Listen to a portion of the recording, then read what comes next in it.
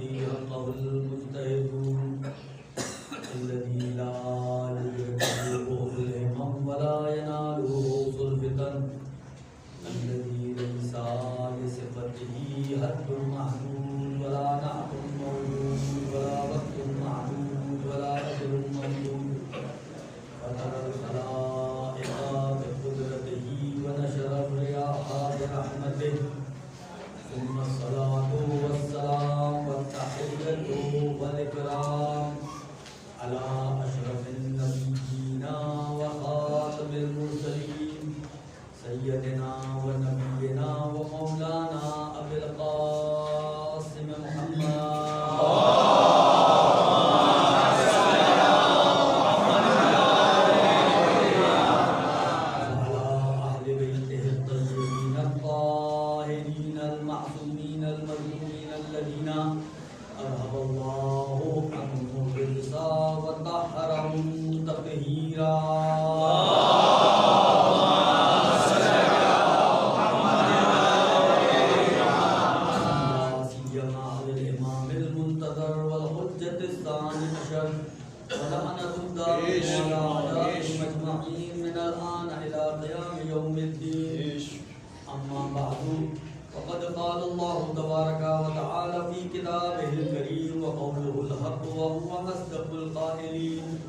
بسم الله الرحمن الرحيم قل لا أسألكم عليه أجرا إلا المودة في القربى درود محمد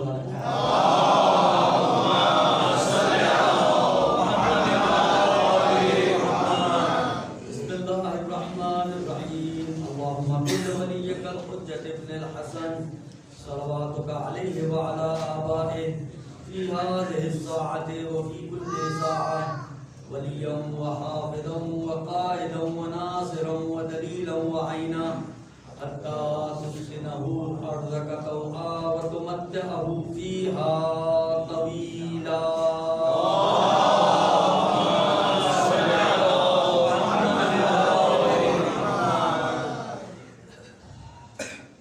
شب شہادت ہے آج اور آخری گفتگو ہے اس موضوع کی کہ جو آپ کے سامنے شروع کیا گیا تھا مقام حضرت زہرا سلام اللہ علیہ کے حوالے سے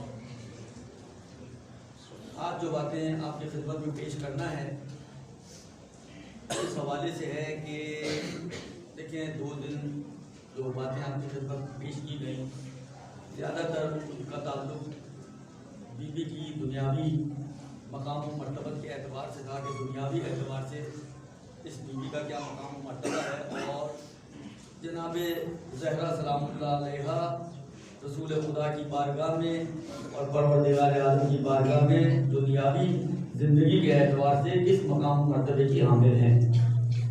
کچھ باتیں بڑی بات ہے آدھے پونے گھنٹے کی گفتگو ہے اس میں اتنا کچھ تو نہیں آ سکتا لیکن ایک بلاخر بقول بعض بزرگان کے شمعی از فضائل جناب زہرا ایک چھیٹا ہی بیان کیا جا سکتا ہے. میں نے آپ کی خدمت میں پہلی تقریر میں عرض کیا تھا کہ اہل سنت کے بعد علماء نے یہ بات کہی ہے کہ اگر بی بی کے فضائل کی وہ روایتیں جو اہل سنت کی کتابوں میں جمع کی جائیں تو وہ خود کئی جلدوں پر کتاب بن سکتی ہے. تو پھر 1.5-2 گھنٹے میں 3 دن کے اندر کتنا میں بیان کر سکتا ہوں. آج جو گفتگو ہے ابتدائی طور پر میں آپ کی خدمت میں 1 یا 2 روایتیں اس حوالے سے پیش کرنا چاہتا ہوں کہ اخروی میدان میں یا اخروی اعتبار سے اس بی بی کی کیا مقام و منزلت ہے پروردگار عالم کی بارگاہ میں. پہلی روایت بہت مشہور و معروف روایت ہے آپ لوگوں کی سنی ہوئی روایت ہے لیکن انسان ذرا سا غور کرے تو احساس ہوتا ہے کہ دنیا میں جو اہتمام ہوا وہ تو ہوا میں نے آپ کی خدمت میں عرض کیا تھا لیکن آخرت میں بھی اس بی بی کے لیے احترام کا ایک خاص اہتمام کیا جا رہا ہے. یہ خود بتاتا ہے کہ اس بی بی کی بالآخر دنیاوی اعتبار سے بھی ایک حیثیت ہے اور اخروی اعتبار سے بھی ایک حیثیت ہے. ان کی دنیاوی زندگی میں بھی ایک اہمیت اور حیثیت ہے اور ان کی مانوی زندگی کی ایک اپنی حیثیت اور اہمیت ہے. لہذا پروردگار عالم ایک اہتمام کر رہا ہے، یہ اہتمام ہمیں کسی اور کے بارے میں نظر نہیں آتا. کل بھی میں نے عرض کیا تھا، آج بھی ایک بات عرض کروں جو میں اکثر امیر المومنین کے حوالے سے کہا کرتا ہوں کہ اگر کوئی اور ان فضائل ان مقامات کا حامل ہوتا کہ جو علی بن ابی طالب کے مقامات تھے تو کچھ تو ذکر کیا ہوتا. رسول خدا صحیح ہے رشتہ داری تھی، اس میں تو شک نہیں ہے، رشتہ داری کا تو انکار نہیں کر سکتا انسان. رسول خدا کی جو علی کے ساتھ رشتہ داری تھی، مگر کیا واقع رسول خدا نے رشتہ داری کی بنا پر یہ ساری باتیں کہی ہیں؟ تو اس سے قریبی رشتہ دار اور بھی موجود ہیں. ابو جہل رسول خدا کا چچا تھا، یہ تو پھر چچا کا بھائی تھا، تو چچا زیادہ قریب ہوتا ہے. وراثت کے باب میں بھی آپ پڑھتے ہیں چچا زیادہ قریب ہے چچا کا بھائی کی نسبت، تو اس کے فضائل بیان کرتے تھے. اور اڑوس پڑوس میں بہت سارے لوگ تھے جو رسول خدا سے رشتہ بھی رکھتے تھے، لیکن مسئلہ یہ وہ ہستی بیان کر رہی ہے جو وما ینطق عن الہویٰ ہے، جس کے اوپر عصمت کی سند پروردگار عالم نے مہر لگائی ہے کہ یہ معصوم ہے. اس کے قول و فعل کے اندر کہیں پہ بھی اپنے نفسانی خواہشات کہیں نہیں چل گئی. آپ کی جو کہے گا خدا کا پیغام ہے، وحی الہی ہے، بلو قرآن کی شکل میں نہ بھی ہو، لیکن جو بات کہے گا وہ خدا کی طرف سے کہے گا. اچھا، اہل سنت بھی اس حد تک تو مانتے ہیں کہ جو بھی تبلیغی امور ہیں ان میں جتنی حد تک بھی رسول خدا باتیں کریں گے تو اس میں تو رسول خدا معصوم ہے. ہم تو آگے تک جاتے ہیں، لیکن چلیں وہ یہاں تک تو رک ہی جاتے ہیں. تو جو رسول خدا کہہ رہے ہیں وہ سب کچھ اسی لسان عصمت سے بیان کر رہے ہیں امیر المومنین کے حوالے سے. تو یہی بات میں یہاں بھی کہوں گا، اگر کوئی اور خاتون اس قابل ہوتی کہ جو رسول کے اطراف میں تھی، کچھ خواتین ایسی ہیں جن سے رسول کا کوئی تعلق نہیں ہے، لیکن کچھ خواتین تو ایسی ہیں نا جن سے رسول کا رشتہ ہے، تعلق ہے، تو کوئی اس قابل ہوتی تو رسول خدا اس کے بارے میں بھی کچھ کہتے ہیں. فاطمہ کے بارے میں اتنا کچھ کہا، فاطمہ کے مقام و منزلت کو اتنا بیان کیا، یہاں تک بیان کیا کہ جب قیامت کا میدان ہوگا، اولین و آخرین جمع ہوں گے تو ایک ندا آئے گی اور سب لوگوں سے خطاب کر کے یہ کہا جائے گا کہ غضوا ابصارکم، اپنی نگاہوں کو جھکا دو، اپنی نگاہوں کو جھکا لو. کیوں جھکا لو؟ اس لیے کہ فاطمہ بنت محمد یہاں سے گزر رہی ہے.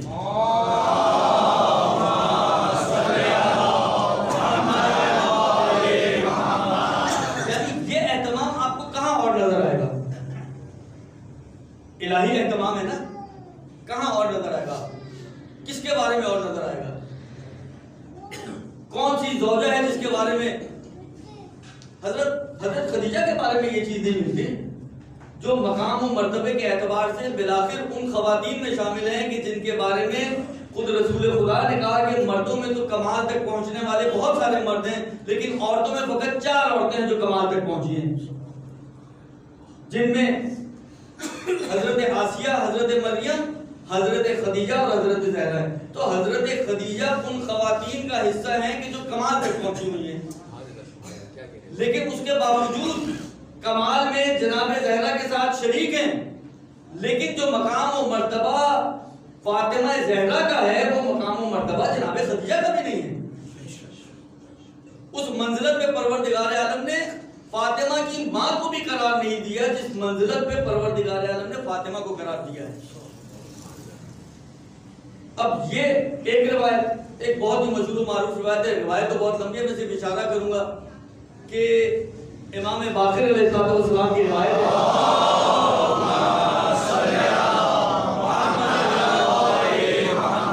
راوی جابر ہیں، ظاہراً جابر جوفی ہیں.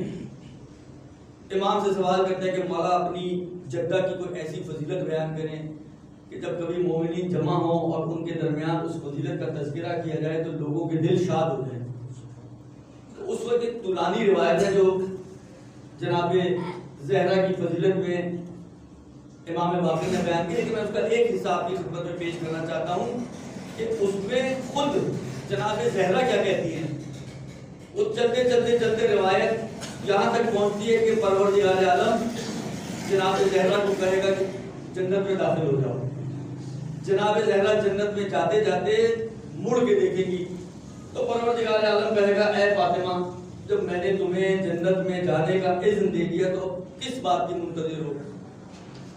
تو جناب زہرا کہیں گی کہ پروردگارہ یہاں پر اولین و آخرین جمع ہیں اور میں چاہتی ہوں کہ اولین و آخرین میرے مقام و مرتبے کو پہچان لیں۔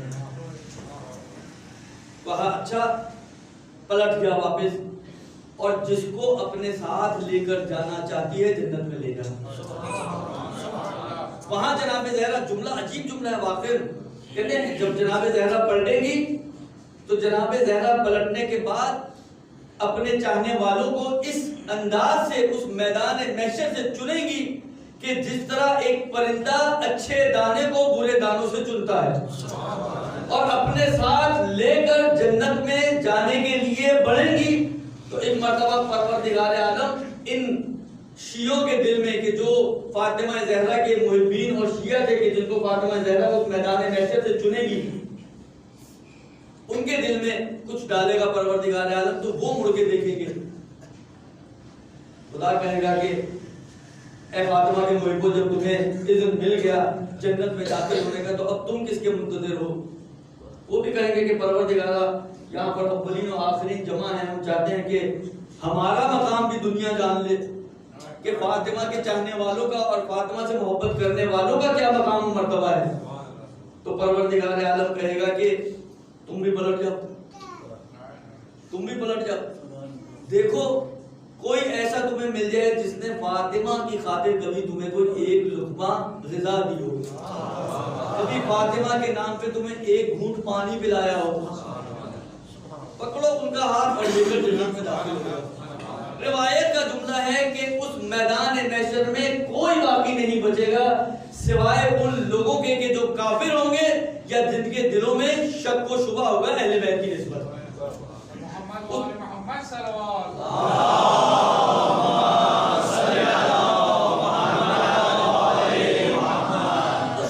فاطمہ کے شیعوں کا جب یہ مقام و مرتبہ ہے تو فاطمہ کا مقام و مرتبہ کیا ہوگا؟ اب سوچئے کہ یہ بی بی کہ جو اس مقام و مرتبے کی حامل ہے، پروردگار عالم نے اس کو کہاں کیسے اس مقام و مرتبے سے پہنچا دیا۔ میں نے پہلی گفتگو میں ایک بات عرض کی تھی اور کہا تھا کہ انشاءاللہ میں کوشش کروں گا کہ یہ بات آئے، اور وہ یہ ہے کہ جناب زہرا سلام اللہ علیہا مرحلہ ولایت پر فائز ہے۔ جناب زہرا صاحب ولایت ہے خاتون یہ۔ اب سوال یہ ہے کہ کیسے پتا چلا انہیں صاحب ولایت ہے؟ تو دلیل تو ہونی چاہیے نا اس بات کے اوپر کہ یہ تو دعویٰ ہے نا کہ جناب زہرا صاحب ولایت ہے۔ وہ بھی دعوے بہت سارے کرتے ہیں، وہ کہتے ہیں یہ صاحب ولایت ہے تو وہ صاحب خلافت ہے۔ کوئی دلیل تو ہونی چاہیے ہمارے پاس صاحب ولایت ہونے کے لیے۔ میں آپ کی خدمت میں دو روایتیں پیش کرنا چاہوں گا اور اس کے بعد آئے تفریح کے ضمن بعض علماء نے ایک بات کہی وہ آپ کی خدمت میں پیش کرنا چاہوں گا۔ ایک درود بھیج دیں محمد علیہ وسلم۔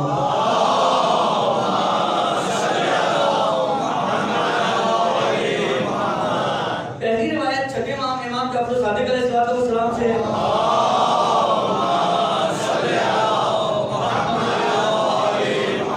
چھٹے امام سے اس آیے مبارکہ کے بارے میں سوال کیا گیا جو سورہ مبارکہ زخرف کی 44ویں آیت ہے۔ فلما اسفونا انتقمنا منهم فاغرقناهم اجمعین۔ پروردگار عالم فرعونیوں کا تذکرہ کر رہے ہیں کہ جب انہوں نے ہمیں غضبناک کیا، فلما اسفونا جب انہوں نے یعنی فرعونیوں نے ہمیں غضبناک کیا، انتقمنا منهم ہم نے ان سے انتقام لیا، اور انتقام میں کیا کیا؟ فاغرقناهم اجمعین، سب کے سب غرق کر دیا، سب کو غرق کر دیا۔ یہ انتقام ہے پروردگار عالم ان کی نسبت۔ راوی سوال امام سے یہ کرتا ہے کہ یا فرزند رسول یہ فرمائیے کہ کیا پروردگار عالم بھی غضبناک ہوتا ہے؟ اس میں بھی یہ چیزیں جو ہمارے اندر ہیں، خوشی، غمی، ناراضگی، یہ پروردگار عالم میں بھی ہیں کہ اس آیت میں آیا کہ جب غضبناک ہوا خدا، تو امام صادق نے کہا کہ لیسا اسفہ کا اسفنا، خدا کا غضب، خدا کا غصہ، خدا کی ناراضگی ویسی نہیں ہے جیسی ہماری ہوتی ہے۔ ہماری ناراضگی خود کہاں پر آتی ہے؟ ہم پر آتی ہے نا۔ میں ناراض ہوں تو یہ جذبہ میرے اندر ہے، میں خوش ہوں تو یہ جذبہ میرے اندر ہے، خدا کے اندر ایسا نہیں ہو سکتا۔ تو خدا کی ناراضگی ایسی نہیں ہے جیسی ہماری ناراضگی ہے۔ پھر کیسی ہے پروردگار عالم کی ناراضگی؟ چھٹے امام فرماتے ہیں کہ انہو جعل لنفسہ اولیاء، پروردگار عالم نے اپنے لیے کچھ اولیاء بنائے ہیں، یعصفون و یرضون، وہ خوش ہوتے ہیں اور وہ غضبناک ہوتے ہیں، اور ان کی خوشی کو اپنی خوشی اور ان کے غضبناکی کو اپنے غضبناکی سے پروردگار عالم نے تعبیر کیا ہے۔ تو اس کا مطلب یہ ہے، اور پھر امام کہتے ہیں کہ وہم مخلوقون مربوبون، یہ خدا کی مخلوق ہیں، یہ خود خدا نہیں ہے، یہ خدا کی مخلوق ہیں، مربوبون اور خدا کی تربیت شدہ ہیں، خدا کی مخلوق ہیں، خدا کی تربیت شدہ ہیں، خود خدا نہیں ہے، لیکن مظہر غضب و رضایت پروردگار عالم ہے۔ اب جب یہ جملہ آیا کہ پروردگار عالم نے کچھ اولیاء قرار دیے ہیں کہ جن کی خوشی خدا کی خوشی، جن کی ناراضگی خدا کی ناراضگی، تو میرا دل یہ کہتا ہے کہ شاید رسول خدا کے ذہن میں یہ آیا ہو کہ جب اولیاء کی عام طور پہ بات کی جاتی ہے تو اولیاء سے مراد ائمہ علیہ السلام لیا جاتا ہے، تو کہیں کسی کے ذہن میں یہ نہ آئے کہ اس کے اندر فاطمہ شامل نہیں ہے، لہذا اللہ کے رسول نے خاص فاطمہ کے بارے میں یہ کہہ دیا ان اللہ یرضی لرضاک و یغضب لغضبک، اے فاطمہ تم وہ ہے کہ تیری خوشی میں خدا خوش ہوتا ہے اور تیری ناراضگی میں خدا ناراض ہوتا ہے، لہذا جان لو کہ ان اولیاء میں فاطمہ زہرا بھی شامل ہے، لہذا خود فاطمہ زہرا ولیہ خدا ہے اور صاحب منصب ولایت ہے۔ یہ ایک روایت۔ دوسری روایت عبداللہ شبر حفظ الیقین میں نقل کرتے ہیں اور اہل سنت کے راویوں سے نقل کرتے ہیں، یہ روایت اہل سنت کے راویوں سے نقل ہو رہی ہے اور عبداللہ شبر نے اپنی کتاب حفظ الیقین میں نقل کیا ہے۔ قصہ ہے معراج کا کہ جب خود رسول خدا فرما رہے ہیں، یہ روایت آپ کو معلوم ہے اہل سنت کی روایتیں تو جاتی ہیں خود رسول خدا پر، ہماری روایتیں جاتی ہیں ائمہ پر، ان کی روایتیں جاتی ہیں رسول خدا پر۔ اب آپ یہ کہتے ہیں کہ جی رسول خدا نقل فرماتے ہیں اس رات کا قصہ کہ جس رات کو انہیں معراج پر آسمانوں پر لے جایا گیا، جب وہ اوپر پہنچے خدا کی بارگاہ میں تو قال علی الجلیل جل جلالہ، مجھے خدا نے کہا آمن الرسول بما انزل الیہ من ربہ، سورہ بقرہ کی آخری آیتوں کا کہ رسول ایمان لے کر آیا ان چیزوں پر کہ جو رب کی طرف سے اس پر نازل ہوئی، تو رسول خدا نے فرمایا فقلت والمؤمنون، اور مومنون بھی ایمان لائے، تو خدا نے فرمایا فقال لی، رسول خدا کہتے ہیں کہ خدا نے مجھے کہا صدقتا، اس نے سچ کہا کہ رسول بھی ان چیزوں پر ایمان لائے کہ جو نازل کی گئی ہیں خدا کی طرف سے اپنے رسول پر، اور مومنین بھی ان چیزوں پر ایمان لائے۔ اس کے بعد پروردگار عالم رسول خدا سے سوال کرتا ہے کہ من خلقت فی امتک، تم نے اپنی امت میں کس کو جانشین قرار دیا ہے؟ قل، تو رسول خدا نے کہا کہ خیر ہو، بہترین کو، جو امت میں سب سے بہترین ہے اسے میں نے خلیفہ بنایا ہے۔ خدا نے کہا قال علی ابن ابی طالب، خدا نے کہا کیا علی کو؟ رسول خدا نے کہا کہ نام یا رب، بھلے، رسول خدا نے کہا کہ ہاں علی کو میں نے بنایا ہے خلیفہ۔ بس یہاں سے سمجھ میں آتا ہے کہ خدا کی نظر میں بھی بہترین اگر کوئی ہے رسول خدا کے بعد تو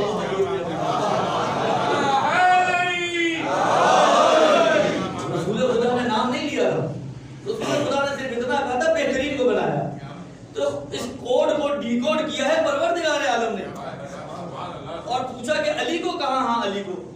پھر فقال اللہ تعالیٰ، پھر خدا کہتا ہے کہ یا محمد انی اطلعت الی الارض، بھی 2-3 لائنوں کا میں بجائے اس کے عربی پڑھوں آپ کے لیے ترجمہ کر رہا ہوں۔ پروردگار کہتا ہے کہ اے محمد میں نے جب زمین پر نگاہ کی، پوری زمین پر اچھے طریقے سے جب نگاہ کی تو میں نے اس میں سے تجھے چنا، اور تجھے چننے کے بعد میں نے اپنے اسم سے تیرے لیے ایک نام نکالا، اپنے نام سے تیرے لیے نام نکالا، اور کوئی ایسی جگہ نہیں ہے جہاں میرا تذکرہ کیا جائے مگر یہ کہ تیرا بھی تذکرہ ہوگا.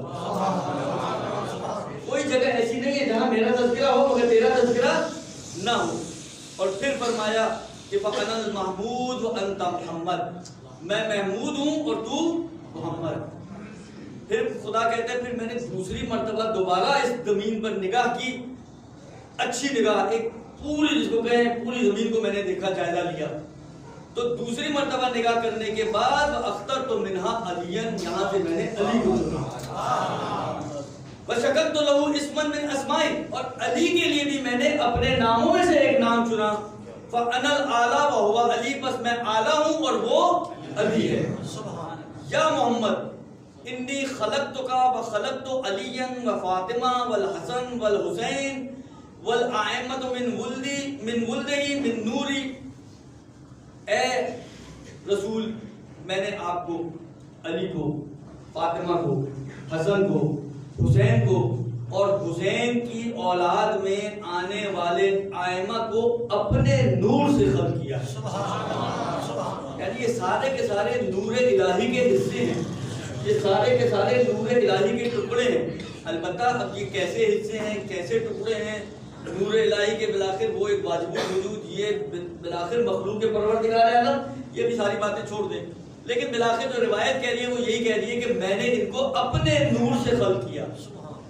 پھر پروردگار عالم کہتا ہے کہ عجیب جملہ ہے، وہ معیار دیکھ لیں خدا کی نظر میں. دیکھیں پروردگار عالم، قرآن بھی اٹھا کے آپ دیکھ لیں اور روایتیں اس قسم کی جتنی بھی آپ اٹھا کے دیکھ لیں، خدا کے پاس صرف دو کیٹیگریز ہیں، یا کوئی مومن ہے یا کوئی کافر ہے. تیسرا کوئی نہیں ہے خدا کی بارگاہ میں، یا مومن ہے یا کافر ہے. وہ تیسری جو پارٹی ہے تیس والی، خدا کے پاس کوئی ایسی پارٹی نہیں. اب ملاک کیا ہے ایمان اور کفر کا؟ ملاک بھی بتا دیتے ہیں آپ کو. پروردگار عالم کہتے ہیں وَأَلَسْتُ وِلَایَتَكُمْ عَلَىٰ أَهْلِ السَّمَاوَاتِ وَالْأَرْضِ، میں نے تم سب کی ولایت کو، کم کا صیغہ استعمال ہوئے، ضمیر کم کی آئی، تم سب، یہ 14 کے 14، جن 14 کو میں نے اپنے نور سے خلق کیا ہے، تم 14 کی ولایت کو میں نے زمین اور آسمان پر پیش کیا. جس نے قبول کر لیا کان عندی من المؤمنین، وہ میری نگاہ میں مومن ہے. جس نے انکار کر دیا وہ میری نگاہ میں کافر ہے. جس نے اس ولایت کو، 14 کی ولایت، کو 12 کی ولایت کی بات نہیں ہو رہی ہے، 14 کی ولایت کی بات ہو رہی ہے. 14 میں جناب زہرا بھی شامل ہے. جس نے اس ولایت کو، ان 14 کی ولایت کو قبول کر لیا میری نگاہ میں وہ مومن ہے، اور جس نے ان کی ولایت کا انکار کر دیا میری نگاہ میں وہ کافر ہے. میں نے کہا دو ہی گروہ ہیں خدا کی بارگاہ میں. وہ آیت یاد کریں، جب غدیر خم پر پیغمبر پہنچے تھے تو پروردگار عالم نے جبرائیل کو بھیجا، یا ایھا الرسول بلغ ما انزل الیک من ربک فإن لم تفعل فما بلغت رسالتہ واللہ یعصمک من الناس ان اللہ لا یہدی القوم الکافرین. اس کا مطلب یہ ہے کہ اگر کوئی اس ولایت پر ایمان نہیں لائے گا تو وہ پھر تیسرا نہیں ہے، وہ کافروں کے حصے میں جائے گا. اور ویسے بھی میں اکثر یہ جملہ کہتا ہوں، بات آئی ہے اس لیے رہا نہیں جا رہا مجھ سے. غدیر میں کس موقع کا واقعہ؟ یہ غدیر واقعہ ہے حجۃ الوداع سے واپسی. یہ ایریا جو حرم کا ایریا ہے، یہ وہ ایریا ہے جو 1 سال پہلے پروہیبٹڈ ایریا بن گیا ہوا ہے کفار کے لیے. کافر اس میں جمع نہیں ہو سکتا، جا ہی نہیں سکتا، داخل ہی نہیں ہو سکتا. اس کا مطلب ہے کہ جتنا بھی یہاں پر موجود ہے 1.25 لاکھ بندہ، سارے کے سارے کون ہیں؟ سب کے سب مسلمان ہیں. تو پروردگار عالم کو کچھ یہ آخر میں جو کہا ان اللہ لا یہدی القوم الکافرین، تو کافرین نہیں کہنا چاہیے تھا میرے حساب سے. یہ سمجھانے کے لیے بول رہا ہوں، خدا کے اوپر احسان کرنے والا کو کیا پدی کا شوربہ، لیکن صرف سمجھانے کے لیے عرض کر رہا ہوں کہ ظاہراً یہاں پر کافرین نہیں ہونا چاہیے. تو کافر تو کوئی ہے ہی نہیں، یا تو سارے کے سارے مسلمان ہیں. تو پروردگار عالم کو کوئی ایسی بات کرنی چاہیے تھی تو مسلمانوں سے تعلق رکھتی. یہ کافروں کا تذکرہ یہاں پہ کہاں کر رہے ہیں؟ تو سمجھ میں یہ آیا کہ دیکھو اگر تم نے ولایت علی کو مان لیا تو تم مومنوں میں تو چلے جاؤ گے، لیکن اگر ولایت علی کو نہیں مانا تو تم کافروں میں سے رہو گے، اور خدا کافروں کی پرواہ نہیں کرتا۔ خدا کو کافروں کی کوئی ٹینشن نہیں ہے۔ ان اللہ لا یہدی القوم الکافرین۔ خدا نے جو ذمہ داری اٹھائی ہے نا ہدایت کی، تو کافروں کی ہدایت کی ذمہ داری خدا نے نہیں اٹھائی، خدا نے فقط مومنوں کی ہدایت کی ذمہ داری اٹھائی ہے، ان کے دل میں نور ڈال دیا۔ اگر یہ ولایت کو قبول کر لیں گے تو یہ مومن ہو جائیں گے، نہیں قبول کریں گے تو جہاں جانا جائیں، پروردگار عالم کو کوئی فکر نہیں۔ اس کے بعد یہ ملاک دیا پروردگار عالم نے ایمان و کفر کا، پھر کہتا ہے پروردگار عالم یا محمد لو ان عبدا من عبادی عبدنی حتی یسیر کالشن البالی ثم اتانی جاہدا لولایتکم ما غفرت له حتی یقر بولایتکم۔ اے علی، اگر کوئی شخص، کوئی بھی بندہ میری اتنی عبادت کرے کہ اس عبادت میں گھل جائے، لیکن تمہاری ولایت کو اگر قبول نہیں کرے گا تو میں اسے معاف نہیں کروں گا، میں اسے معاف نہیں کروں گا یہاں تک کہ وہ تمہاری ولایت کا اقرار کر لے گا تو معافی کی گنجائش ہے، نہیں کرے گا تو ایسے بندے کے پاس معافی کی کوئی گنجائش نہیں ہے۔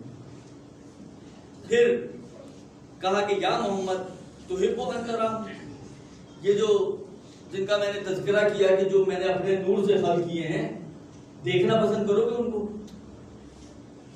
کہا کہ دکھا دے پروردگار عالم، کہ آپ نے دائیں جانب دیکھو۔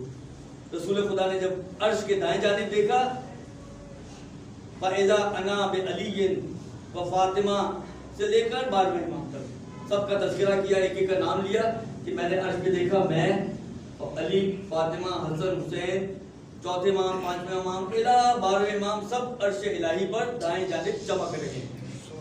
اس کے بعد یہ بس آخری جملہ ہے جو امام زمانہ کے سے مربوط ہے، فرماتے ہیں کہ والمہدی فی زحزاہ من نور قیام یصلون، اور آخری مہدی تھا کہ سب کے سب ایک دھیمی سی روشنی میں نظر آ رہے تھے اور کھڑے نمازوں میں مشغول تھے۔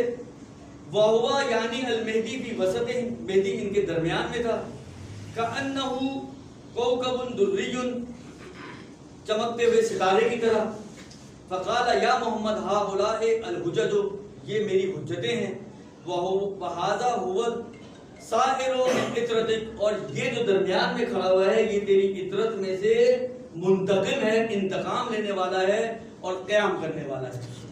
وعزتی و جلالی، میری عزت و جلالت کی قسم، انہ الحجت، یہ حجت ہے کہ الواجبۃ لاولیاء، جو میرے چاہنے والوں کے لیے جن کے اوپر حجت ہے یہ واجب ہے، والمنتقم من اعدائی، اور یہ میرے دشمنوں سے انتقام لینے والا ہے۔ برائے عصمت خاندان اہل بیت بلند تر صلوات۔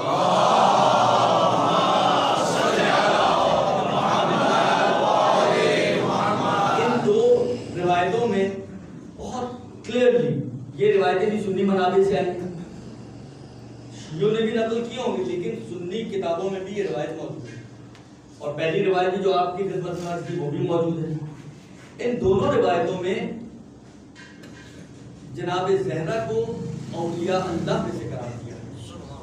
اس کا مطلب یہ ہے کہ جناب زہرا منصب ولایت پر جس طرح باقی 13 فائز ہیں، یہ 14ویں اگرچہ خاتون ہے، نبی نہیں ہے، امام نہیں ہے، لیکن ولی خدا ہے۔ یہ ضروری نہیں ہے کہ نبی اور امام ہونا ولی خدا کے لیے، کوئی اگر ولایت والا ہو تو اس کی ولایت کا تقاضا یہ ہو کہ وہ نبی ہو یا امام ہو، یہ ضروری نہیں ہے۔ ہو سکتا ہے نہ نبی ہو نہ امام ہو لیکن ولی خدا ہو، جیسے خود جناب زہرا سلام اللہ علیہ۔ یہ دو چیزیں۔ تیسری چیز میں آپ کی خدمت درود بھیجتے ہیں محمد علیہ،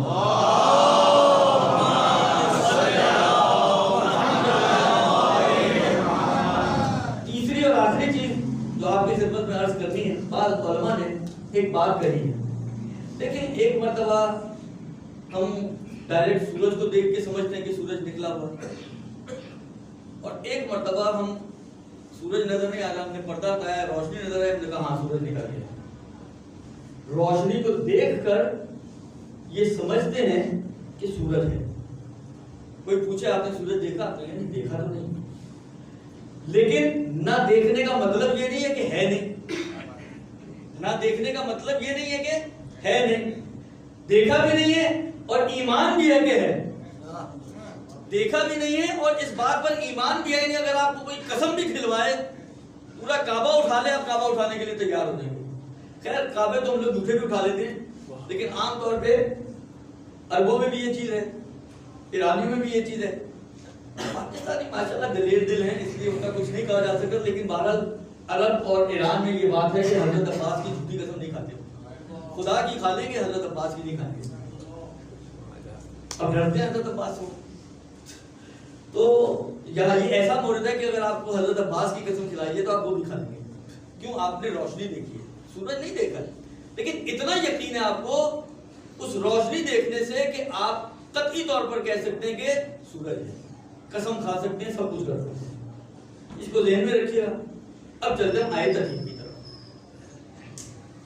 لیکن آیت ترتیب، اب باتیں تو مجھے اس میں بہت ساری کرنی تھی، لیکن وقت تو آپ کے سامنے، ویسے تو 10 منٹ کا میرے پاس گریس ہونا چاہیے، اس لیے آج 10 منٹ لیٹ بیٹھا ہوں، تو 10 منٹ کا گریس تو ہونا چاہیے، تو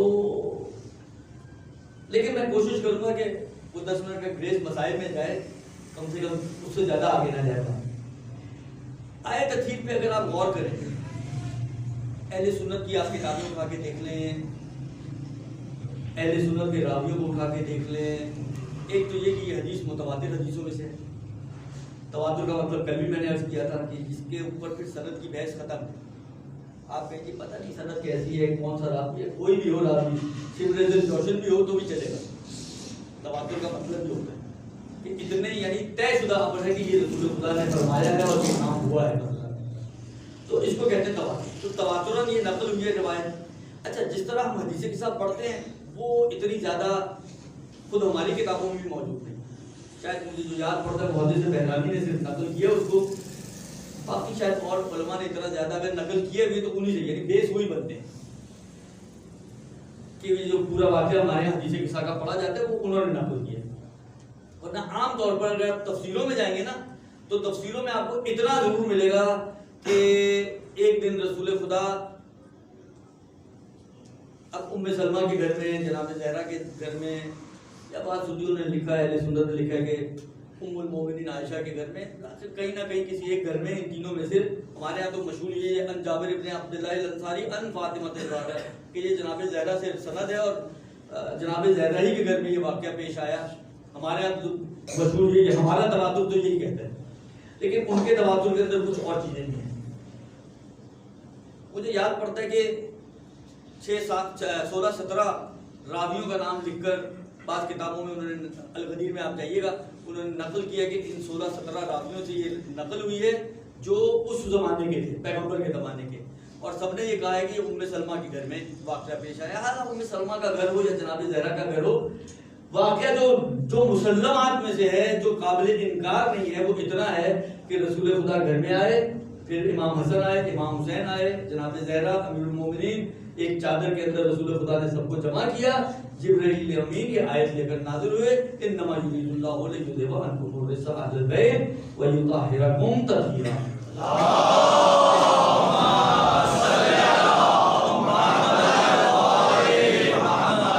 اور یہاں پر اس بات کو بھی علماء نے مانا ہے کہ یہ ان پنجتن کی عصمت کی بات کی گئی ہے، ان کی طہارت کی بات کی گئی ہے، اور ان کی عصمت کے حوالے سے یہ آیت ہے۔ بعد میں رسول خدا سے بھی پوچھا گیا کہ یہ کس کے بارے میں نازل ہوئی، تو رسول خدا نے کہا میرے، علی، فاطمہ، حسن، حسین، ہم 5 کے ساتھ۔ حتیٰ ام سلمہ کو واضح طور پہ کہا، جب میں نے کہا نا کہ بعد میں ام المومنین عائشہ سے نقل کی ہے، بعد میں ام المومنین ام سلمہ سے بھی نقل کی ہے، ان دونوں زوجات کا تذکرہ ملتا ہے ہماری کتابوں میں ام سلمہ کا، کہ ام سلمہ نے کہا کہ یا رسول اللہ میں بھی داخل ہو سکتی ہوں، کہا نہیں، انتی علی خیر، لیکن چادر میں آنے کا تمہیں اختیار نہیں ہے۔ یہاں تک کی بات تو آپ نے جان لی۔ میں پہلے بھی عرض کر چکا ہوں کہ یہ جو تعارف کرایا نا پر جب جبرائیل نے پوچھا ومن تحت القصہ، یعنی واقعاً یہ جملہ حدیث قصہ کی جان ہے۔ آیت تو اپنی جگہ پر ہے ہی ہے، لیکن وہ جو اطراف کے آیت سے ہٹ کر جو آگے پیچھے کے جملات ہیں، ان جملوں میں حدیث قصہ کی اگر جان کوئی جملہ ہے تو وہ یہ جملہ ہے کہ جب جبرائیل نے پوچھا ومن تحت القصہ ہے تو پروردگار عالم نے تعارف کروایا ہے۔ اس چادر کے نیچے ہے کون؟ ان کو پہچانو تو صحیح آپ۔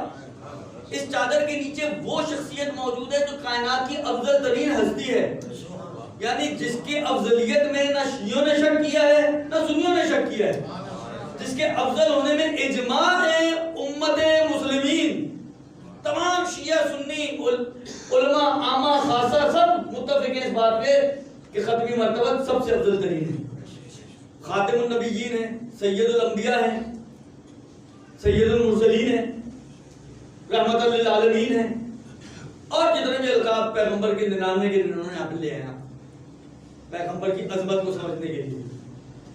دوسری شخصیت اس کے اندر امیر المومنین علی بن ابی طالب جیسی شخصیت ہے کہ بالآخر یہ وہ ہستی ہے کہ جس کی امامت اور بیعت کا توق فاطمہ زہرا کی گردن میں بھی ہے، یعنی اگر فاطمہ زہرا کا کوئی امام ہے تو کون ہے؟ علامہ امینی والا قصہ آپ لوگوں کے ذہنوں میں ہوگا، میں اس وقت نہیں جاؤں گا کیونکہ پھر وقت اور لگ جائے گا، کہ علامہ امینی سے جب کسی گروپ نے پوچھا تھا ایئرپورٹ پہ بیٹھ کے کہ ہمیں یہ صرف ثابت کر دیں، 5 منٹ ہم آپ کو دے سکتے ہیں کہ حق کس کے ساتھ تھا، تو علامہ امینی نے چند روایتیں جو اہل سنت کی کتابوں میں موجود ہیں، فاطمہ سیدۃ النساء العالمین، فاطمہ بضعۃ منی من آذاہا فقط آذانی الاخر، اور اس طرح کی کچھ اور روایتیں، ان کو اقرار لینے کے بعد کہا یہ بتاؤ یہ روایت تم لوگ مانتے ہو کہ رسول خدا نے فرمایا من مات ولم یعرف امام زمانہ ہی مات میتۃ جاہلیہ، کہاں یہ روایت ہماری کتابوں میں ہے؟ کہا بس صرف اتنا جواب دے دو کہ فاطمہ جب اس دنیا سے گئی تو ان کا امام کون تھا؟ تو بالآخر اس چادر کے نیچے دوسری شخصیت وہ شخصیت ہے جو فاطمہ کی بھی امام ہے، پھر حسن و حسین جو سیدہ شباب اہل الجنہ، جنت کے بچوں کے یا مردوں کی بالآخر سردار، وہاں تو 40 سال کا بھی بچہ ہی ہوگا جس طرح کی عمریں ہوتی ہیں۔ خلاصہ یہ کہ جوانان جنت کے سردار، ایک طرف سید الانبیاء، ایک طرف سید الاوصیاء، ایک طرف سیدہ شباب اہل الجنہ، یہ 4 سرداروں کے درمیان میں ایک اکلوتی فاطمہ، 4 سرداروں کے درمیان میں ایک اکلوتی فاطمہ۔ تو حق کے مطلب تو یہ تھا نا پروردگار عالم کا کہ اگر تعارف کرانا شروع کرتا تو رسول خدا سے کرواتا، بھئی سب سے افضل فاطمہ کے بھی باپ، اگر ان چاروں کو دیکھیں رشتے کے حساب سے سب سے اوپر، نبی ہونے کے اعتبار سے جب تک ان کا کلمہ یہ لوگ بھی نہیں پڑھیں گے تو مشکل ہے، اس حساب سے بھی سب سے اوپر، عمر کے حساب سے بھی دیکھ لیں سب سے اوپر، یعنی ہر اعتبار سے، کمالات کے اعتبار سے، فضائل کے اعتبار سے، عمر کے اعتبار سے، مرتبے کے اعتبار سے اگر کوئی سب سے زیادہ افضل ہے تو وہ رسول خدا ہے۔ تو حق کے مطلب تو یہ تھا کہ پروردگار عالم کہتا ہے کہ بھئی یہ رسول ہے، اس کی بیٹی، اس کا شوہر، اس کے بچے، لیکن خدا نے کہا نہیں، ہم فاطمہ و ابوہا و بعدہا و بنوہا،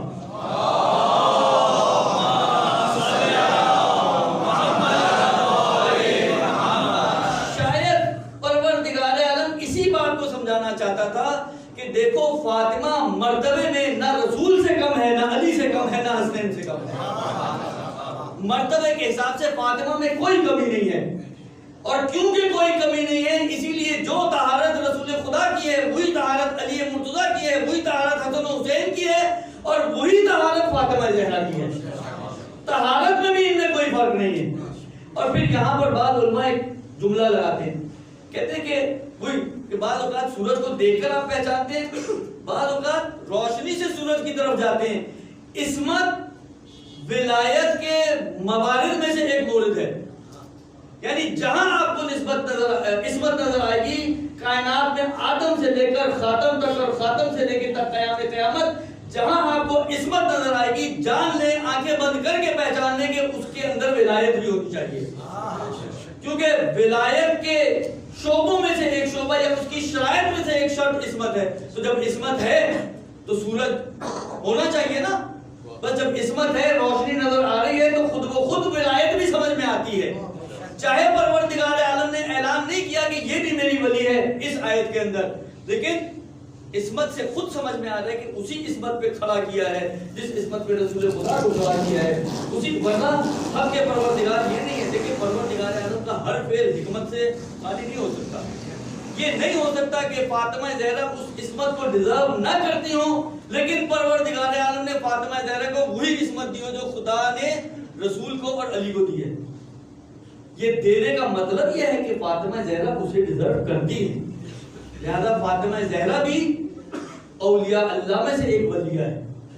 اسی وجہ سے پروردگار عالم نے اس کو معصوم قرار دیا. تو اب صرف میں ایک جملہ کہوں گا، باقی سمجھنا سوچنا غور کرنا یہ سب مسلمانوں کے اختیار میں ہے کہ کتنا سوچتے ہیں کتنا سمجھتے ہیں. صرف اتنا بتا دیا جائے عالم اسلام سے، علماء اسلام سے، عوام سے، خواص سے، سب سے میرا ایک سوال ہے، صرف اتنا بتا دیں کہ جو عصمت کبریٰ کی حامل ہو، جس سے ہمیں سمجھ میں آ رہا ہے کہ جو ولایت الہی کی منصب پر فائز ہو، اور روایتیں بھی کہہ رہی ہیں کہ خدا کی اولیاء میں سے یہ ایک ولی خدا ہے کہ جس کی ایسی ولی خدا. دیکھیں امیر المومنین کے بارے میں یہ جملہ کہتے ہیں کہ علی مظہر صفات پروردگار عالم.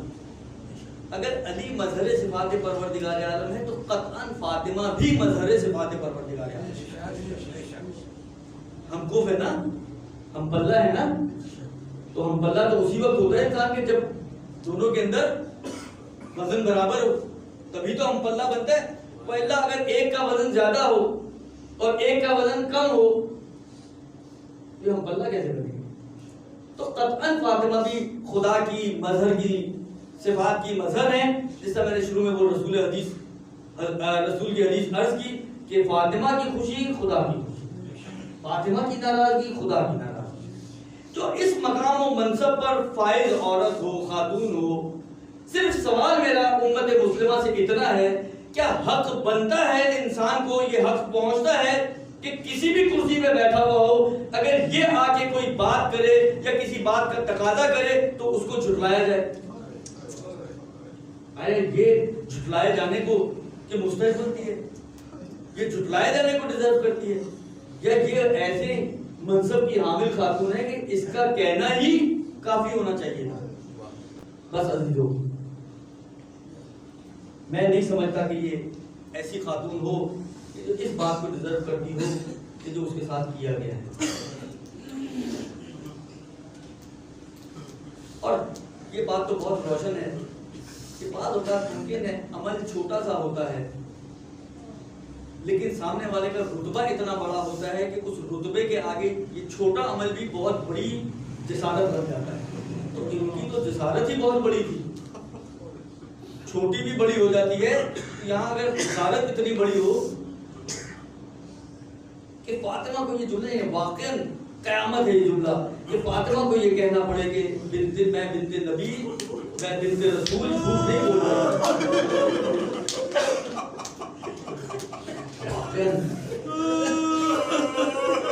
پروردگار عالم نے ایسے آزمائش کے مرحلے پر فاطمہ زہرا کو قرار دیا ہے، لیکن اس صابرہ خاتون نے اس آزمائش کو پورا کیا.